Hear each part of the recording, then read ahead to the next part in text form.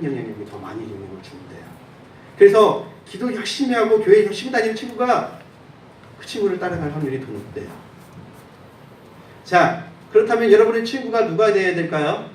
여러분의 이웃에 누가 있어야 될까요? 여러분의 교회가 어떤 교회가 되어야 될까요? 예, 바른 가치관. 이 앞에 있는 세 가지. 항상 옳은 일을 추구하고 중요한 일을 추구하고 지혜로운 일을 추구하는 친구가 있는 곳, 그런 이웃이 있는 곳, 그런 사람이 있는 곳에서 함께 할 때 그 사람의 가치관이 세워진다는 거예요. 예를 들어서 여러분 우리 교회 다니시니까요. 나는 은퇴하고 선교사가 되고 싶어요. 이런 꿈을 갖고 있어요. 아주 귀한 꿈이에요. 근데 내 친구들은 다 뭐냐면 맨날 술 먹는 친구들이에요. 그렇다면 이 사람이 은퇴하고 선교사가 될 확률이 몇 퍼센트나 될까요? 아주 낮을 거예요. 근데 내가 은퇴하고 나서 나는 선교사가 되고 싶은 꿈이 있어요. 그런데 그 사람이 선교사가 되는 제일 좋은 방법은 뭘까요? 예, 선교사 친구를 여러 사람 사귀고 있으면 그렇게 될 확률이 가장 높은 거예요. 나는 공부를 굉장히 잘하고 싶어요. 굉장히 간단하죠. 어떤 친구가 내 옆에 많이 있으면요, 공부를 잘하는 친구들이 많이 있으면요, 나의 꿈은 컴퓨터 프로그래머예요. 그럼 나의 친구는 누가 돼야 돼요? 공부 잘하는 친구들이 나의 꿈이 나의 친구가 되면 안 돼요. 나의 친구는 누가 돼야 되죠? 컴퓨터 열심히 하는, 게임 열심히 하는 친구가 있어야지 그런 꿈을 이룰 수가 있는 거예요. 주환이 땡 잡았어요? 아니죠? 자, 여러분, 저는 오늘 이 이야기를 하면서 한 사람을 여러분에게 소개하고 맞추려고 해요.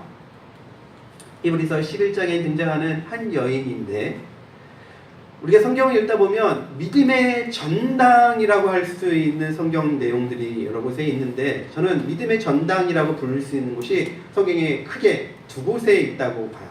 첫 번째는 마태복음 1장. 마태복음 1장에 뭐가 나오나요? 예수님의 족보가 나와요. 그렇죠? 그 족보가 나오는데 남자도 나오고 여자도 나와요. 그리고 히브리서 11장에 믿음의 전당, 믿음의 위인들의 이름이 쭉 열거되는데 거기에도 남자가 나오고 여자가 나와요. 다른 성경에도 족보가 있고 남자 이름이 써 있는데 여자 이름이 없어요. 남자 이름도 있고 여자 이름도 다 있는 믿음의 전당은 마태복음 1장과 히브리서 11장이에요. 1. 자, 이 두 곳에 공통으로 들어가는 사람이 몇 명 있는지 아세요, 여러분? 딱 한 명 있어요. 딱 한 명. 우리가 생각하는 믿음의 어머니 누구죠? 사라. 히브리서에는 나오지만 마태복음 1장에는 안 나와요.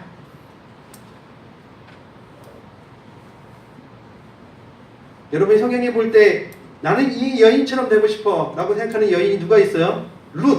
룻기서에 나오는 룻. 아주 훌륭한 여인이죠. 한나. 얼마나 훌륭한 여인이에요. 하지만 그 여인들의 이름이 두 곳에 다 등장하는 사람은 요 여인밖에 없어요. 지금 우리가 보려고 하는 이 사람밖에 없어요. 이 사람은 한번 읽어볼까요? 11장 30절부터 31절 시작. 믿음으로 이래 동안 여리고성을 돌았더니 성벽이 무너졌습니다. 믿음으로 창녀 라합은 정탐꾼들의 포위로 영접해 주어서 순종하지 않은 사람들과 함께 망하지 아니하였습니다. 누가 등장해요? 라합이라는 사람이 등장해요. 라합. 이 라합이라는 사람만이 마태복음 1장과 히브리서 11장에 공통으로 등장해요. 이 사람의 직업은 무엇이었나요? 직업이 뭐였어요, 여러분? 장로. 기록되어 있어요. 오케이. 이 라합이라는 사람을 등장시킬 때마다 항상 이 사람의 직업을 쓰고 있는데 이 사람은 창녀라고 이야기하고 있어요. 창녀는 뭐 하는 사람이에요? 돈을 갖고 몸을 파는 사람이에요. 성의 노예예요. 우리는 그런 사람을 훌륭하다고 이야기하지 않아요. 그녀의 직업 때문에 그녀를 훌륭하다라고 얘기할 사람은 사실 하나도 없어요. 하지만 그녀가 훌륭한 이유가 있어요. 왜 훌륭했냐면 두 가지로 얘기하고 있어요. 보세요. 31절 믿음으로, 그리고 마지막에 순종. 믿음으로 순종한 여인. 뭐 하려고요? 망하지 않으려고 믿음으로 순종한 여인이 라합이라고 성경에서 소개하고 있습니다. 도대체 이 사람은 어떤 꿈을 꾸고 살았기 때문에 그렇게 되었을까요? 그녀의 꿈은 아주 단순했어요. 그녀의 비전은 망하지 않는 거였어요. 망하지 않는 거. 여러분 가운데 망할 사람이 있을까요? 제가 보기에는 망할 분들은 없을 것 같아요. 파산 신청을 하실 분들이 있을까요? 제가 보기엔 여러분 가운데 파산 신청할 사람은 아무도 없을 거예요. 근데 이 여인은 자신의 상태가 망할 것이라는 것을 알고 있었고, 망하지 않는 것이 이 여인의 비전이었어요. 망하지 않는 것이 이 여인의 비전이었어요. 망하지 않는 방법, 이 여인이 생각했어요. 이 여인은 망하지 않는 방법이 자신이 갖고 있는 자신의 상태, 아까 뭐라 했죠? 관성의 법칙에서 벗어나는 거였어요. 성경에 보면 이스라엘 백성들이 이집트에서 나왔어요. 이집트에서 나올 때 그냥 나오지 않았죠. 어떻게 나왔습니까? 이집트를 멸망시키고 나왔어요. 이집트가 세상에서 제일 힘센 제국이었어요. 당시에 전 세계는 나라다운 나라는 없었어요. 다 도시국가였어요. 이렇게 마을별로 묶어서 이게 그냥 마을별로 이장이 왕이었어요. 그런 상태였는데 이집트란 나라만이 왕이 통치하는 시대였어요. 근데 이스라엘 백성이 그 이집트를 멸망시키고 나왔어요. 그렇죠? 여러분 성경 보시면서 아시죠? 멸망시키고 나왔어요. 그리고 그 앞에 홍해라는 큰 바다가 있었는데 그 바다를 이스라엘 사람들이 어떻게 왔어요?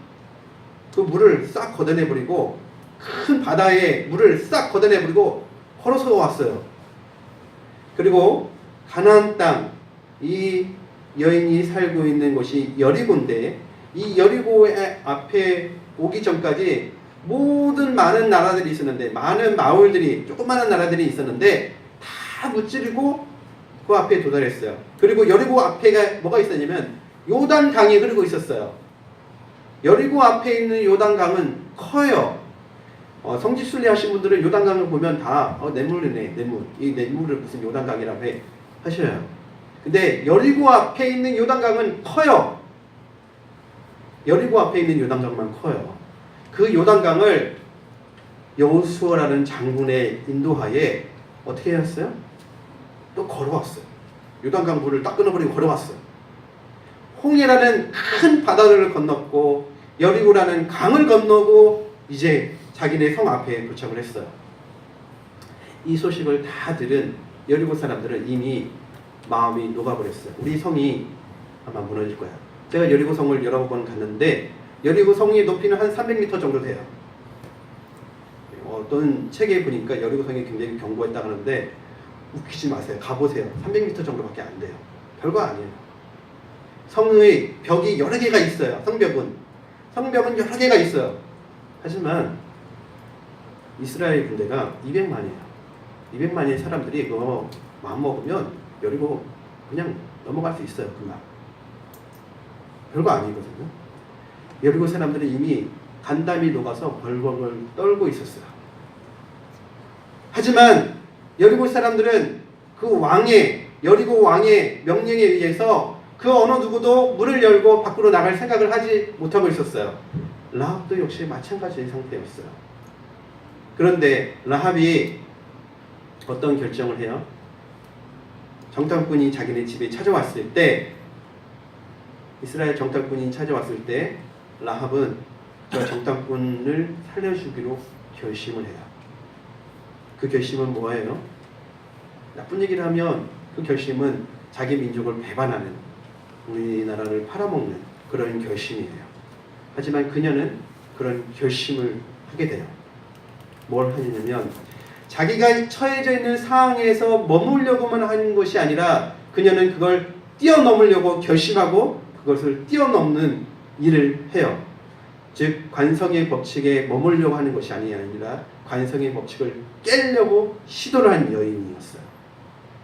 두 번째, 그녀는 분명한 목표가 있었던 여인이었어요. 그녀의 목표가 뭐였습니까? 망하지 않는 거예요. 망하지 않는 거.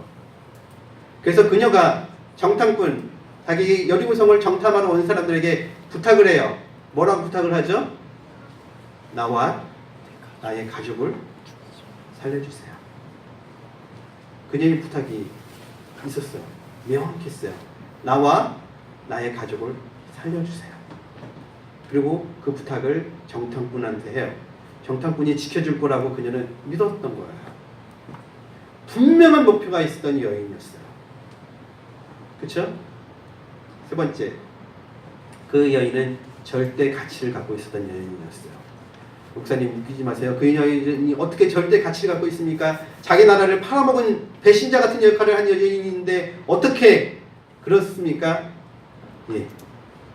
이스라엘 백성들이 각 성들을 정복할 때 하나님께서 이스라엘 백성들에게 뭐라고 명령하셨는지 여러분은 기억나세요? 뭐라고 했냐면 그 성에 있는 사람들을 다 없애라고 하셨어요. 성에 있는 사람, 성에 있는 가축까지도 싹 없애라고 하셨어요. 그렇죠? 하나님은 되게 잔인하신 분일까요? 왜 그랬을까요? 우리가 생각하기에는 그렇게 얘기를만 들으면 하나님 너무너무 잔인하신 분이에요.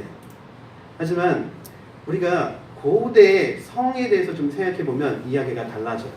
고대 성에서 살고 있는 사람은 두 부류의 사람이었어요. 첫 번째 부류의 사람은 그 성을 지키고 그 성을 관리하는 왕과 귀족들, 그리고 두 번째 사람은 그 성에서 살고 있는 사람들은 일반 백성들이 아니고 그 성에서 모시는 신을 섬기는 신녀들, 이런 사람들이 그 성에서 살고 있는 거예요. 그러니까 백성들은 성에서 사는 게 아니라 성이 큰 게 아니에요. 그냥 뭐 이런, 그러니까 성이 해봐야 여기 건물 이거밖에 안 되잖아. 이 건물보다 작지요. 이 건물이 더 클 것 같은데요. 여리고성? 요만할 것 같은데 여리고성이요? 우리 가봤잖아요, 그렇죠? 자, 그러니까 성에서 많은 사람들이 사는 게 아니라 그 성을 지도하는 지도자들과 그 성에서 믿는 신을 섬기는 신녀들이 사는 곳이에요. 신들을 섬기는 사람들이 사는 곳이에요. 제사장들이 사는 곳이에요. 그렇기 때문에 하나님이 그 성에 있는 사람들을 다 없애라고 하신 거예요. 근데 그런 사람이라고 할지라도 어떻게 하는 사람? 항복하고 하느님 앞에 나오는 사람들은 하나님이 살려주셨어요. 누가 대표적인 사람이죠?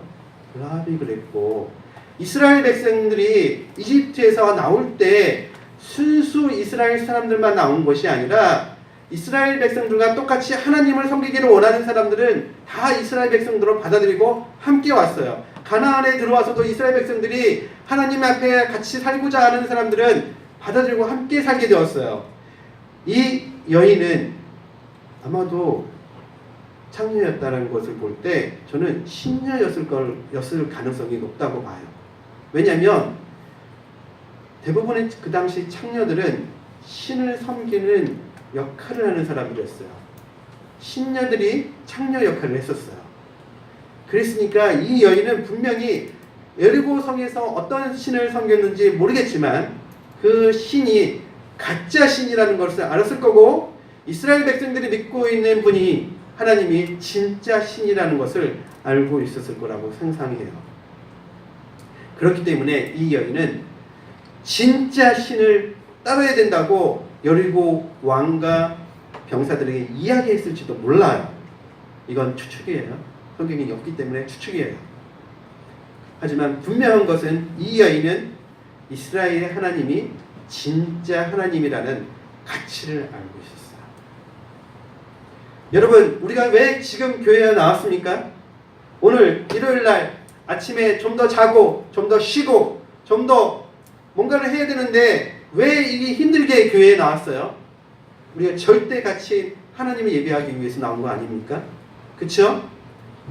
하나님께 예배하는 것이 축복의 통로고, 하나님께 예배하는 것이 우리 아이들을 키우는 교육의 길이고, 하나님을 섬기는 것이 내 인생의 가장 큰 일이라고 믿기 때문에 우리가 지금 이 자리에 있는 것이 아닙니까? 우리는 절대 가치를 쫓고 있는 것이 아닙니까? 누구처럼요? 라합처럼 절대 가치를 쫓고 있지 않습니까? 그렇다면 여러분, 여러분들의 비전을 하느님 앞에 맞추시고 기록하시고 절대 가치를 두고 인생을 사십시오. 그럼 여러분의 인생이 정말 행복해질 것입니다. 누구처럼요? 라합처럼. 그리고 여러분의 이름이 명예의 전당에 올라가게 될 거예요. 천국의 명예의 전당에 여러분의 이름이 기록될 겁니다. 믿으십니까? 네. 기도하겠습니다. 하나님 감사합니다. 오늘 말씀처럼 저희가 꿈꾸는 비전을 품는 사람이 될 수 있기를 간절히 원합니다. 하나님, 기생 라합 이 사람은 마태복음 1장에도 히브리서 11장에도 기록되어 있는 사람입니다. 좋은 직업이 아니었고 그녀의 인생이 어떠했는지 우리가 정확하게 다 알지는 못하지만 순탄치 않았고 평범하지 않았고 아주 보잘것없었습니다. 하지만 그녀는 하나님 나라를 위한 위대한 꿈을 꾸었습니다. 망하지 않는 꿈. 하나님, 우리가 망할 사람이 하나도 없습니다. 하지만 우리가 하나님을 믿지 않는다면 우리의 영혼은 망하게 될 것은 또 똑같습니다. 하나님, 우리가 하나님 앞에서 정말 위대한 꿈을 꾸게 해주시고 그 꿈을 실현하는 우리 모두가 될 수 있도록 축복해 주시옵소서. 네. 예수님 이름으로 기도드립니다. 네.